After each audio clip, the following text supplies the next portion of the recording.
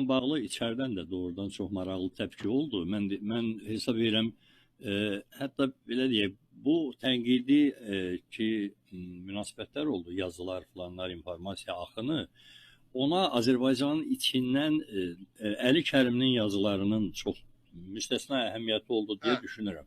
Əgər xaricdə, çapı özdə harda, biri var xaricdə nə məlum olan bir saytında, qəzetdə, biri var Amerikada, özdə nüfuzlu bir qəzetlərdə. Hə, bu yenə də göstərir ki, bilirsiniz, Azərbaycan İlham Əliyevin o soyuq müharibəsinin nəticəsində indi müxalifətə daha böyük bir maraq var. Müxalifətin liderinə fikir verilir. Yəni, faktiki olaraq, bax, Azərbaycan xalqı bu mənada qazandı. Nə qazandı ki, indi qərbdə ayrıca yanaşacaqlar. Var lider, müxalifət var. Müxalifətin adı da bəllidir. Onun liderin müsahibəni verdi. Tabii, dünyanın aparıcı mətbuatı. Bu elə belə deyil. Belə tipli müsahibələr əlbəttə ki, bu mesajdır.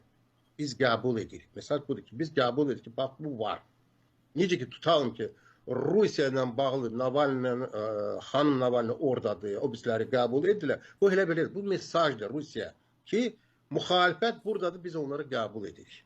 Biz onu tanıyırıq, onları tanıyırıq. Bu elə belə, bu mesajlardır. Haçan lazım deyil, bıraxmırlar hətta, danışmırlar. Mənim yadımdadır, ta ki 90-cı sonu idi, bir çox, deməli, tutam ki, Uyğurların rəsmiləri, liderləri, müxalifətdə onlar gəlirdir Amerikaya da.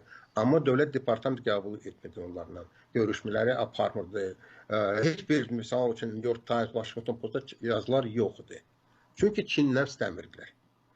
Əgər lazım olsaydı, edərdilər. Bax, bu da var. Əgər, bu siqnaldır, mesajdır. Əgər çap etdirlər, bu adı bir informasiya deyil ki, tam ki, hansısa bir futbol, nəsə bir özləri eləsə. Yox.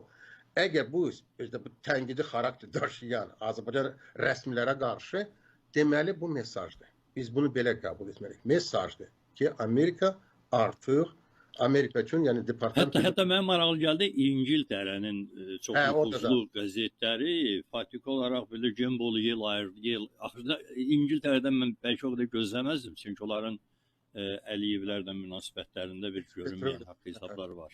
Amma Campbell yeri verdilər. Çox maraqlıdır. Bu maraqlıdır. Maraqlı ilə yanaşı bu yenə də deyir ki, bu mesajdır. Bəzən, bax, belə məsələlərdən hər şey başlanır. Əvvəl informasiya çap olunur, faktiki olaraq göstərilir ki, bax, bu şəxs, yaxud şəxslər, partiya, biz onları qəbul edirik, müxalifət, gələcək rəhbərlik. Yəni, bu var.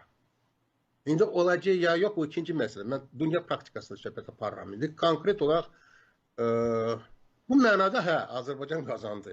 Çünki indiyənə kimi vardı belə bir susqunluqdur. Yəni, bəzən belə bir fikir yaranırdı ki, Azərbaycanda müxalifət yoxdur tamamilə, ya da bu müxalifət konstruktiv avtobus nəticə belə. Yəni, bu müxalifətən...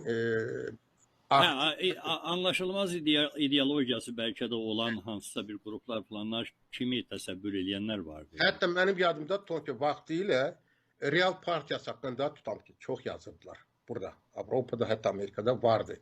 İlqar Məmmədov gedirdi.